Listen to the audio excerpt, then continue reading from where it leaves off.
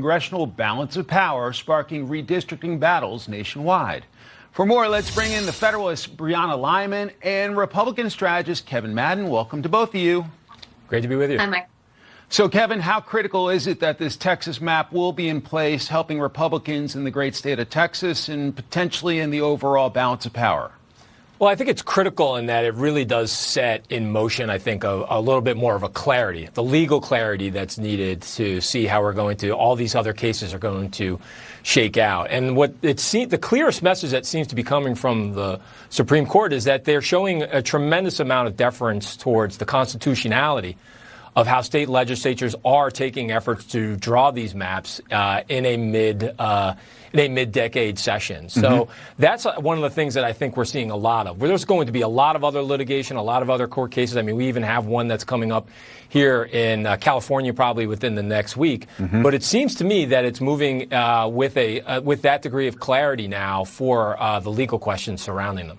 Texas Congresswoman Jasmine Crockett is not happy. Let's put it on the screen. She says, quote, "So if Republicans think these maps guarantee them power, they are in for a surprise. The final say does not belong to Donald Trump, Greg Abbott, or a Supreme Court willing to look the other way.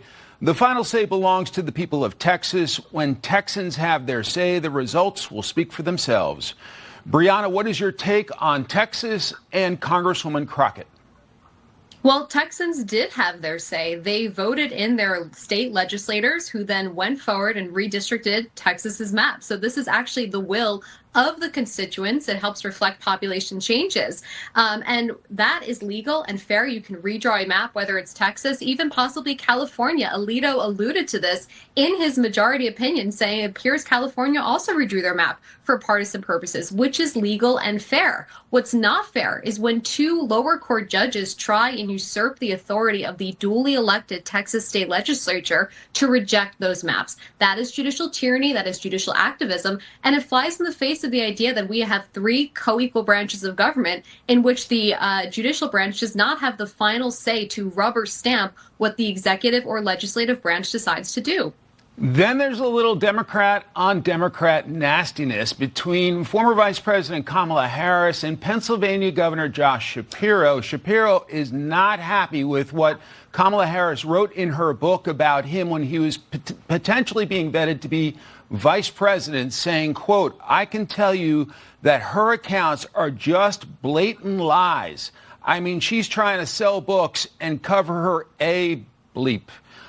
Kevin, what do you make of this controversy? Well, look, first of all, I love the fact that there's already this much drama this early, right? We're a year away from like the official starter's pistol of the presidential cycle of 2028, and 3 years away from when we're even going to have an election. And we're already seeing these candidates, the tension, the sniping, the backbiting. I think there's going to be a lot more of this, particularly when you have a field that is wide open on the Democratic side. No one thinks that Kamala Harris is destined to be the nominee in 2028. It's wide open. So you're going to see a lot more like this. I think the question for Josh Shapiro is, this is his first sort of step into the national glare. Is he going to do a little bit more of this? Is he going to sort of like be kind of unplugged in his thoughts about some of the leaders in the Democratic Party that led them to defeat in 2024? And does he have a new vision for them going forward in 2028? All right, Brianna, Harris versus Shapiro. Go. Well, you know, Mike, the entire purpose of this book of Kamala Harris's is it's supposed to send her on this nationwide rehabilitation tour, because if she does want to run for future office, she not only has to explain away her horrible 4 years as vice president, but she has to explain away her horrible presidential campaign, which included, I think, severe political miscalculations. The number one being that she chose Tim Walz, someone who was far less likable, far less qualified than Josh Shapiro, who was governor of a key swing state. So the reason she is trying to kind of, to Kevin's point, knife Josh Shapiro in the back is she can't say what we all know, which is that she didn't choose Josh Shapiro because he's Jewish. Instead, she's trying to make a different, reason for this deflection to say, oh, well, I'm a woman. He wanted to be in the room the whole time. He was mean to me. She doesn't want to take accountability for her poor political judgment because it shows she has no political instinct, and that is not someone who could be president. Brianna Lyman, Kevin Madden, great to see you both. Have a beautiful week.